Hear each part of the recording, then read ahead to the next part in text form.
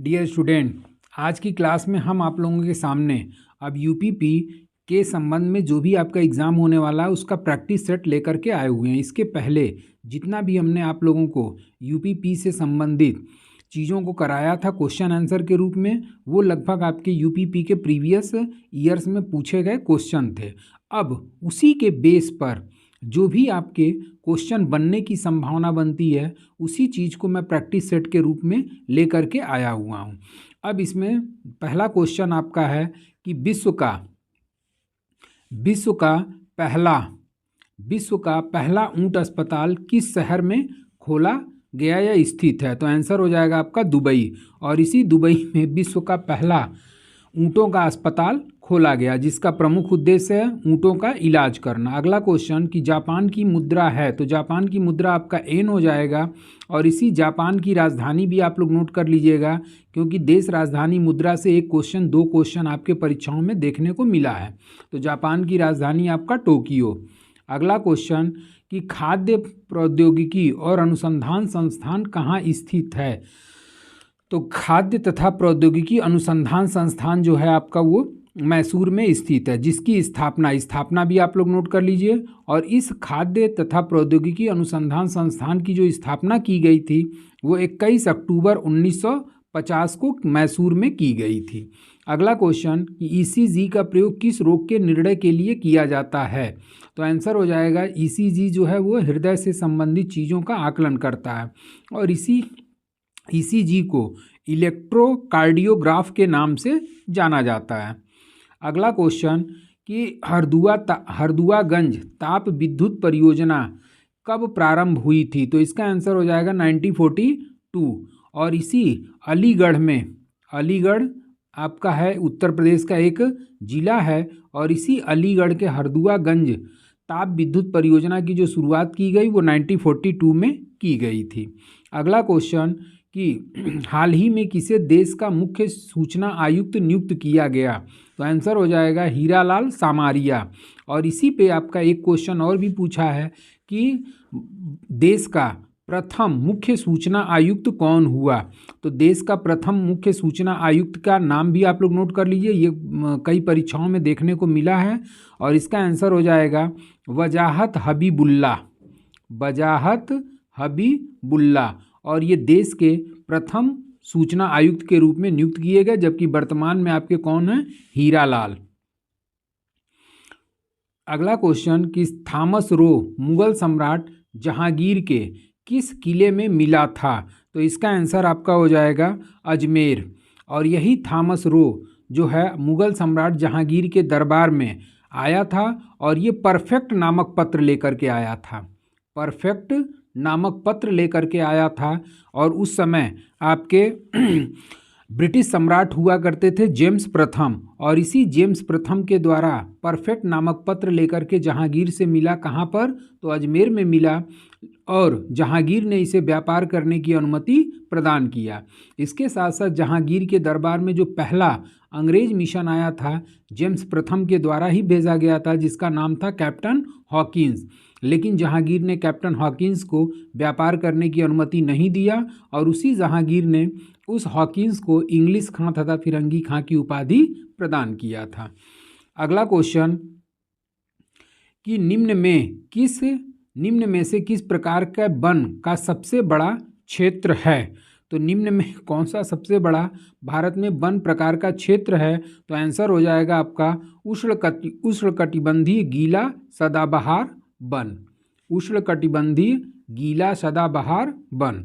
और ये उष्णकटिबंधीय नम पर्णपाती वन जो है ये भारत के बृहद क्षेत्र में पाया जाता है। गीला को ही ये जो आपका उष्णकटिबंधीय नम पर्णपाती वन जो है ये भारत के बृहद क्षेत्र में पाया जाता है। अगला क्वेश्चन आपका ये है कि उत्तर प्रदेश के हिमालयी पहाड़ी क्षेत्र में उत्तराखंड नामक एक नया राज्य अस्तित्व में आया। तो कब आया था, तो आपका 9 नवंबर 2000। और इसका हम ट्रिक भी बताए हैं, छौझा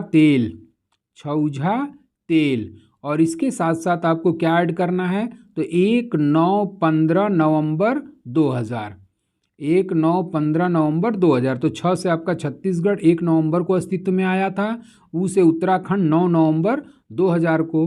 और क्वेश्चन यही पूछ रहा है कि उत्तर प्रदेश के हिमालयी पहाड़ी क्षेत्र उत्तराखंड एक नए राज्य के अस्तित्व में कब आया था? तो 9 नवंबर 2000 को अस्तित्व में आया था। जबकि झारखंड जो है 15 नवंबर 2000 को अस्तित्व में आया था। एक बच गया आपका तेलंगाना, और ये तेलंगाना 2 जून 2014 को अस्तित्व में आया था।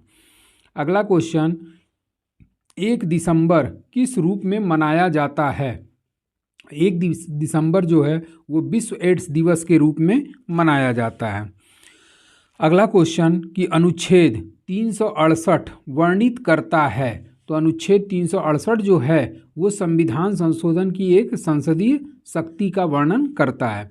और ये जो 368 के अंतर्गत संविधान संशोधन की प्रक्रिया ली गई है, ये किस देश से ली गई है?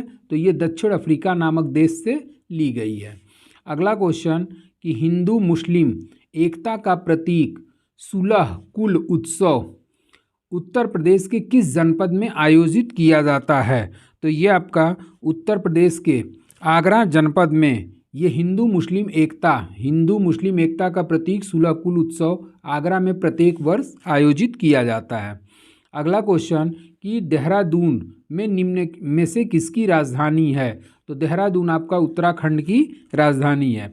और यही उत्तराखंड जो है अभी पीछे के क्वेश्चन में था कि 9 नवंबर 2000 को अस्तित्व में आया था। और ये उत्तराखंड भारत का किस क्रम का राज्य बना था? तो ये 27वां राज्य के रूप में अस्तित्व में आया था। और उत्तर प्रदेश के 13 जिलों को काटकर, उत्तर प्रदेश के, ये भी क्वेश्चन आपके परीक्षाओं में आ चुका है कि उत्तर प्रदेश के 13 जिलों को काटकर यह उत्तराखंड का निर्माण किया गया था। अगला क्वेश्चन कि निम्न में से कौन सी जोड़ी किसी राज्य और उससे संबंधित कला शैली को दर्शाती है? तो इसमें आपका आंसर हो जाएगा उत्तर प्रदेश कथक। और ये उत्तर प्रदेश जो कथक है ये आपका एक उत्तर प्रदेश का शास्त्रीय नृत्य है जो प्राचीन नृत्य शैली के रूप में जाना जाता है, जिसका वर्णन जो है, इस कथक का वर्णन महाभारत में भी किया गया है। उसके साथ साथ अब इस पर जो क्वेश्चन बनता है वो कथक से संबंधित नर्तक या नृत्यांगना का नाम पूछ देता है। तो इसमें आपका कथक से संबंधित जो नृत्यांगना हैं या नर्तक हैं वो पंडित बिरजू महाराज हो जाएंगे, मृणालिनी साराभाई हो जाएंगी, मल्लिका साराभाई, शोभना नारायण, ये सब आपके कथक से रिलेटेड नर्तक और नृत्यांगना के रूप में जाने जाते हैं।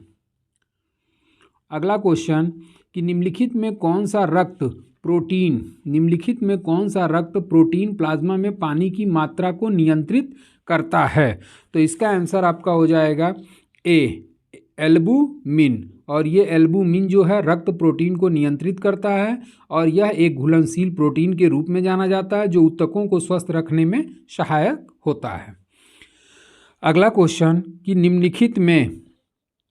निम्नलिखित में किस जिले की सीमा नेपाल से लगती है? तो इसमें आंसर हो जाएगा आपका महाराजगंज। और ये महाराजगंज की सीमा जो है ये नेपाल को स्पर्श करती है, जबकि गोरखपुर भी उसके करीब है, लेकिन गोरखपुर से आप महाराजगंज जाएंगे तब जा कर के आपका नेपाल की सीमा में प्रवेश करेंगे। अगला क्वेश्चन कि हाइड्रोजन के स्थान पर गुब्बारे में इस्तेमाल की जाने वाली कौन सी गैस है? तो हाइड्रोजन के स्थान पर गुब्बारे में इस्तेमाल की जाने वाली जो गैस है वो है हीलियम। और यह गैस जो है वायु से हल्की होती है और इसका खोज, हीलियम का खोज भी आप लोग नोट कर लीजिए, पुकलैंड और लोकोवर, पुकलैंड और लोकेवर, और इन्हीं के द्वारा आपका हीलियम गैस की खोज की गई थी। और ये जो हीलियम गैस है ये किस प्रकार की गैस है? तो ये एक अक्रिय गैस के रूप में शामिल की जाती है। अगला क्वेश्चन कि मरणोपरांत भारत रत्न की उपाधि पाने वाला पहला व्यक्ति कौन था? तो मरणोपरांत पहला जो भारत रत्न दिया गया वो लाल बहादुर शास्त्री को दिया गया था। और ये भारत रत्न जो है इस पर भी भारत रत्न पे स्टैटिक जीके तैयार कर लीजिएगा कि भारत रत्न की शुरुआत 1954 में की गई थी। पहला भारत रत्न किसे दिया गया? अभी हाल फिलहाल में एक परीक्षा में देखने को मिला है। मरणोपरांत पहला प्राप्त करने वाले लाल बहादुर शास्त्री हैं। कौन कौन से विदेशी हैं जिन्हें भारत रत्न दिया गया है? ये सारी चीज़ें स्टैटिक जीके के रूप में उठने की संभावना बन जाती है। अगला क्वेश्चन कि निम्नलिखित में किसने रेडियम की खोज किया था? तो आंसर आपका हो जाएगा रेडियम की खोज करने वाले मैडम क्यूरी। और इसी मैडम क्यूरी और इनके पति पियरे क्यूरी जो थे, इनके द्वारा 1898 ईस्वी में रेडियम की खोज की गई थी। और इसी मैडम क्यूरी को आपका पहली महिला के रूप में नोबेल पुरस्कार दिया गया और ये 1903 में भौतिकी के क्षेत्र में इन्हें नोबेल पुरस्कार प्रदान किया गया, जबकि इन्हें रसायन के क्षेत्र में भी नोबेल पुरस्कार से सम्मानित किया जा चुका है। अगला क्वेश्चन 20वां आपका आता है कि वेब पेजों और प्रोग्रामों के अनुरोध के लिए उन्हें पूरा करने के लिए का प्रयोग किया जाता है। तो इसके लिए आपका आंसर हो जाएगा हाइपर टेक्स्ट मार्कअप लैंग्वेज। 21वां क्वेश्चन कि उत्तर प्रदेश पुलिस का सर्वोच्च पुलिस अधिकारी कौन होता है? तो आंसर हो जाएगा आपका DGP, director general of police के नाम से उसे जाना जाता है। अगला क्वेश्चन कि लैंग्वेज ऑफ ट्रूथ एसेस 2003 से 2020 नामक पुस्तक किसने लिखा? तो इसका आंसर आपका हो जाएगा सलमान रुश्दी। और इसी सलमान रुश्दी के द्वारा यह पुस्तक लिखी गई थी और यही सलमान रुश्दी को आपका साहित्य के क्षेत्र का सबसे बड़े पुरस्कार से भी सम्मानित किया गया है। इनकी जो प्रमुख पुस्तक है वो आपका मिडनाइट चिल्ड्रन, सेनेटिक वर्सेज, सेम हो गया, ग्राइमस हो गया। ये सारे पुस्तकों का नाम आप लोग लिख लीजिएगा, क्योंकि यूपीपी में आपका पुस्तक लेखक से एक क्वेश्चन आने की संभावना बनती है। अगला क्वेश्चन कि भारत का सबसे बड़ा हॉकी स्टेडियम राउरकेला ओडिशा में निर्मित हो रहा है, यह स्टेडियम का नाम किस महान व्यक्ति के नाम पर रखा गया है? तो आंसर हो जाएगा आपका बिरसा मुंडा। और 20,000 दर्शकों वाला यह एक तरीके से आपका भारत का सबसे बड़ा हॉकी स्टेडियम के रूप में जाना जाएगा और इसका नाम जो है बिरसा मुंडा के नाम पर रखा गया है और यह 15 एकड़ भूमि में यह स्टेडियम फैला है। अगला क्वेश्चन, चोल काल किसके लिए प्रसिद्ध था? तो चोल काल जो है आपका सबसे ज़्यादा स्थानीय स्वशासन या ग्राम पंचायत के लिए ज़्यादा फेमस था। अगला क्वेश्चन कि ब्रिटिश शासनकाल में संविधान के विकास में कौन सा कानून ऐतिहासिक नहीं था? तो रेगुलेटिंग एक्ट भी था, उसके बाद चार्टर एक्ट भी आया था, गवर्नमेंट ऑफ इंडिया एक्ट 1909 भी आया था, जबकि protection of civil rights act जो है 1955 में आया, जो स्वतंत्रता के बाद आने वाला अधिनियम है। तो कौन सा कानून ऐतिहासिक नहीं माना जाता है? तो 1955 वाला। जबकि ये सभी किसके शासनकाल में आए थे? तो ये अंग्रेज़ों के शासनकाल में इस एक्ट का प्रचलन किया गया था। अगला क्वेश्चन कि वर्ष 2022 में आयोजित 38वें राष्ट्रीय खेल का आयोजन भारत के किस राज्य में किया गया? तो आंसर आपका हो जाएगा 38वें राष्ट्रीय खेल का आयोजन उत्तराखंड में किया गया, जबकि 39वें राष्ट्रीय खेल का आयोजन जो है वो 2023 मेघालय में संपन्न हुआ है। अगला क्वेश्चन कि आपका 39वां भी आप लोग नोट कर लीजिएगा, कहाँ पर? तो 2023 मेघालय। अगला क्वेश्चन कि सूर्य के किस किरण के कारण सौर कुकर गर्म होता है? तो इसका आंसर हो जाएगा आपका अवरक्त। इसका आंसर हो जाएगा आपका अवरक्त। और सौर कुकर जो है सूर्य की अवरक्त किरणों के कारण गर्म होता है। अगला क्वेश्चन कि प्रसिद्ध वार्षिक गंगा सागर मेला भारत के किस राज्य में लगता है? तो ये आपका आंसर हो जाएगा पश्चिम बंगाल। और प्रत्येक वर्ष शीत ऋतु में, जाड़े के मौसम में आपका 14 जनवरी के लगभग आपका ये गंगा सागर मेले का आयोजन पश्चिम बंगाल में किया जाता है। अगला क्वेश्चन कि निम्न में कौन सा देश आसियान का सदस्य नहीं है? तो आंसर हो जाएगा आपका चीन। और इसी आसियान का फुल फॉर्म भी आप लोग नोट कर लीजिए, और इसका फुल फॉर्म होता है एसोसिएशन ऑफ साउथ ईस्ट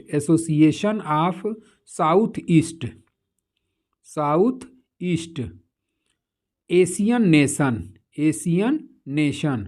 और इसकी जो स्थापना की गई थी वो स्थापना की गई थी आपका 8 अगस्त 1967 को। इसको भी नोट कर लीजिएगा, 8 अगस्त 1967 को। और इसका जो मुख्यालय स्थित है आसियान का, वो आपका कहाँ पर स्थित है? तो वो आपका जकार्ता इंडोनेशिया में स्थित है। और इसके जो सदस्य देश हैं, इसका ट्रिक हम आप लोगों को शॉर्ट वीडियो में प्रोवाइड करा चुके हैं, फिर भी एक बार मैं आप लोगों को ट्रिक बता देता हूँ। थाई, फिश मले, कमला नाम, ब्रुनोई का जो भी देश इसमें शामिल हैं, थाई, फिश मले, था से थाईलैंड हो गया, ई से इंडोनेशिया हो गया, उसके बाद से फी से फिलीपींस इसमें है ये है, उसके बाद से मले से मलेशिया है, उसके बाद से क से कंबोडिया है, उसके बाद से ला से लाओस है। तो इस तरीके से ये सभी हैं, और बाकी जो हमने ट्रिक बताया उस ट्रिक के माध्यम से अन्य देशों का नाम भी निकल आएगा। अगला क्वेश्चन कि कौन सी संस्था भारत में राजकोषीय नीति तैयार करती है? तो इसका आंसर हो जाएगा आपका वित्त मंत्रालय। और ये वित्त मंत्रालय जो है राजकोषीय नीति तैयार करती है। जबकि इसी पे एक अपोजिट क्वेश्चन पूछता है कि मौद्रिक नीति का संचालन किसके द्वारा किया जाता है? तो मौद्रिक नीति का संचालन करने वाला जो संस्था है वो है आपका RBI, और जबकि राजकोषीय नीति का संचालन करना या तैयार करना वित्त मंत्रालय का कार्य होता है। अगला क्वेश्चन कि निम्न में कौन सा द्वीप क्षेत्रफल में सबसे बड़ा है? अब यहाँ देख रहे होंगे, आप लोग पढ़े भी होंगे कि ग्रीनलैंड द्वीप जो है क्षेत्रफल की दृष्टि से सबसे बड़ा माना जाता है, लेकिन ऑप्शन में ग्रीनलैंड नहीं है। तो नंबर 1 आपका कौन हो गया? तो सबसे बड़े में आपका ग्रीनलैंड हो गया। जब ये ऑप्शन में नहीं है तब उस कंडीशन में आपका सबसे बड़ा द्वीप किसको माना जाता है? बोर्नियो को। और तीसरे नंबर पे कौन सा द्वीप आता है क्षेत्रफल की दृष्टि से? तो मेडागास्कर। तो ये तीनों का नाम क्रम से याद रखिएगा कि क्षेत्रफल की दृष्टि से सबसे बड़ा आपका ग्रीनलैंड, ग्रीनलैंड के बाद बोर्नियो, बोर्नियो के बाद तीसरा स्थान मेडागास्कर। अगला क्वेश्चन कि दाब की इकाई क्या है? तो दाब की इकाई जो है वो न्यूटन प्रति वर्ग मीटर होती है, और ये जो न्यूटन प्रति वर्ग मीटर है ये दाब की इकाई है। जबकि एसआई मात्रक में आपका दाब की इकाई जो होती है वो पास्कल के रूप में जानी जाती है। अगला क्वेश्चन कि मैडम कामा ने भारत के त्रिरंगी स्वतंत्रता ध्वज को कहाँ फहराया था? तो भारत के त्रिरंगी स्वतंत्रता ध्वज को मैडम भीकाजी कामा के द्वारा पहली बार स्टुगार्ट, जर्मनी में एक जगह पड़ती है, और उसी जर्मनी के स्टुगार्ट में मैडम भीकाजी कामा ने पहली बार 1907 में त्रिरंगीय स्वतंत्रता ध्वज को फहराया था। और इसी मैडम भीकाजी कामा का उपनाम भी पूछता है, और इसी मैडम भीकाजी कामा को क्रांति की माँ के नाम से जाना जाता है, ये भी नोट कर लीजिएगा। अगला क्वेश्चन कि भारत में सिक्कों की ढलाई का एकमात्र अधिकार किसके पास है? तो इसका आंसर हो जाएगा आपका भारत सरकार। और इसी भारत सरकार के द्वारा सिक्कों की ढलाई का कार्य अपने पास रखा गया है, और वर्तमान समय में भारत के 4 स्थानों पर सिक्कों की ढलाई की जाती है, जिसमें आपका कोलकाता हो गया, मुंबई हो गया, हैदराबाद हो गया और नोएडा। ये चारों नाम भी आप लोग जरूर नोट कर लीजिएगा। अगला क्वेश्चन कि राष्ट्रीय उद्यान दुधवा लखीमपुर खीरी को बाघ परियोजना में कब शामिल किया गया? तो इसका आंसर हो जाएगा 1987-88। और इसी 1987-88 में भारत सरकार द्वारा दुधवा राष्ट्रीय उद्यान को बाघ परियोजना प्रोजेक्ट में शामिल किया गया। अब एक क्वेश्चन कि अभी अपर सचिव का जो पेपर हुआ था यूपी का, तो इसमें ये पूछा था कि वर्तमान समय में बाघ प्रोजेक्ट की कुल संख्या कितनी है? तो आंसर हो जाएगा आपका 54। और लास्ट जो 54वां घोषित किया गया उसको भी नोट कर लीजिए, और वो लास्ट 54वां है वीरंगना दुर्गावती राष्ट्रीय उद्यान, और जो कि कहाँ स्थित है? MP में। और इसी 54वें के रूप में वीरंगना दुर्गावती राष्ट्रीय उद्यान को बाघ परियोजना के अंतर्गत शामिल किया गया। आपका 36वां क्वेश्चन कि निम्नलिखित में कौन सा विद्युतीय बस सेवा शुरू करने वाला पहला राज्य बन गया? तो आंसर हो जाएगा आपका हिमाचल प्रदेश। और इसी हिमाचल प्रदेश के द्वारा पहला विद्युतीय बस सेवा शुरू करने वाला पहला राज्य बना। और इसी बस सेवा को क्या नाम दिया गया ये भी आप लोग नोट कर लीजिए। तो इसी बस सेवा को नाम दिया गया आपका हिम तरंग। अगला क्वेश्चन कि संयुक्त राष्ट्र के किस अनुच्छेद में कहा गया कि संयुक्त राष्ट्र अपने मुख्य या सहायक अंगों में स्त्रियों और पुरुषों को किसी भी हैसियत से समानता के आधार पर भाग लेने की पात्रता पर कोई प्रतिबंध नहीं लगाएगा। तो इसका आंसर हो जाएगा आपका अनुच्छेद 8। अगला क्वेश्चन कि उत्तर प्रदेश को कुल कितने कृषि जलवायु क्षेत्र में विभाजित किया गया है? तो इसका आंसर आपका हो जाएगा 9। और उत्तर प्रदेश को 9 सस्य जलवायु कृषि जलवायु क्षेत्रों में विभाजित किया गया। ये भी क्वेश्चन आपका PCS, lower PCS, one day exam में, यूपी के वनडे एग्जाम में कई बार ये क्वेश्चन रिपीट कर चुका है। तो आज का जो ये प्रैक्टिस सेट है ये हमने आप लोगों को करा दिया। अगर आप लोग इसको फ्रेश प्रैक्टिस सेट के रूप में आप लोग हल करना चाहते हैं तो ये हमारे टेलीग्राम चैनल पे मैं आप लोगों को पहले इसका पीडीएफ प्रोवाइड करा दूंगा। पहले इसको आप लोग अपने से मारा करिए और मारने के बाद से जब आंसर में प्रॉब्लम हो तब जा कर के आप चैनल से संपर्क करिए या उसका आंसर देखने की कोशिश करिए। आज के लिए बस इतना ही। Thank you so much.